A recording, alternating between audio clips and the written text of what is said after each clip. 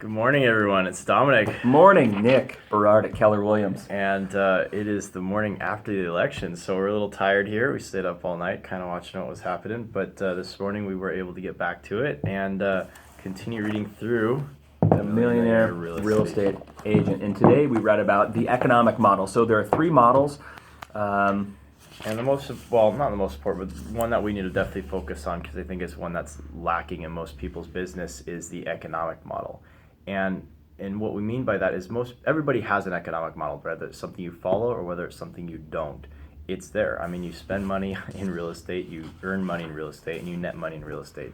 So the economic model really makes sure you know your numbers. And what does that mean? And so that's very important, because a lot of agents get into the business and they say, hey, I just, if I work a lot and then spend money on my business, I'm going to make a whole lot of money. Right. When, like, in actuality.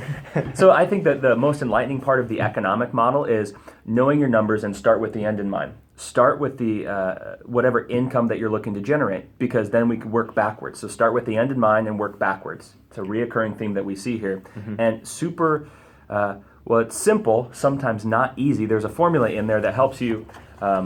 It breaks down, and if you guys have questions, email us. We're more than happy to share this formula with you. That's essentially how much income do you want to be earning in a year? How much what are your expenses you're expecting? And then there's a few variables in there in terms of how many appointments you go on to get a listing, whether it's a buyer or seller listing. And then you go backwards. Conversion ratios, yeah. And you go backwards, and the coolest thing here, Dominic, is that you go backwards to say, cool, if these are the income I want, the expenses I'm expecting to spend, and then how well I'm going to convert. So if I go on 2 appointments, am I going to get 1? Or am I going to go on 3 appointments and get 2? What's that conversion look like? Mm-hmm. And you go back to how many appointments you need. So that way you can then translate, hey, what my income is going to be back to your schedule. How many appointments do I need to be setting, and how many people do I need to be meeting with? I think that's the most powerful piece of the economic model. What should I be doing daily? And then just tracking expenses is, know your numbers. The biggest thing they said, there's 3 things you just need to know, and there's no other way around it. You need to know where your money's coming from, and whether that's working backwards to understanding how many appointments and things you need to go on, or how many phone calls you need to make to ultimately make those numbers. You need to know where the money comes from. What's your gross revenue? You need to know where it goes. Like, what are your expenses? And you obviously need to understand what those expenses are. Are they worth it? Are you treating it like a red light, green light business? Are you spending money on things you shouldn't be, or things you should be, right? Red light, green light. It's a big one that we've talked about that before in the book, sure, and then it's coming back. No, yeah, it'll be in the future here too. And obviously you need to know how much you're netting. Like, what are you putting in your pocket, right? And those 3 numbers, those are simple, but it's hard to track that stuff sometimes.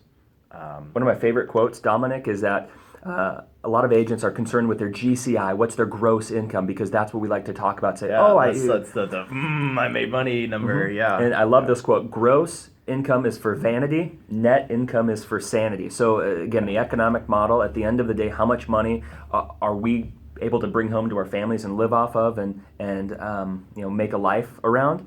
Well, I think it's important to understand that it doesn't matter how much you gross, because there's a whole lot of successful agents out there that don't have very high GCIs compared to some of the mega teams out there, yet they're taking home more money than big mega agents. So you don't have to be huge. Or there's the opposite too, where people are grossing a lot of income and it looks really cool. They're getting mm-hmm. awards and stuff like that, but they're not putting that money in the bank. They're not putting it in their pocket.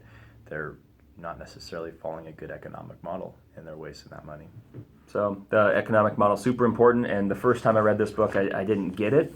Yet the more times I go through this, and just reading it again this morning, it's so powerful to understand, hey, what should I be doing on a daily basis that's going to impact at the end of the day, what I get to take home to my family and live off of. So very powerful stuff. That's about it. And next time we're going to be going over the lead generation model, which I think we're all excited about. Yeah. So, anyways, thanks for watching. Thanks all. Know your numbers. Know them.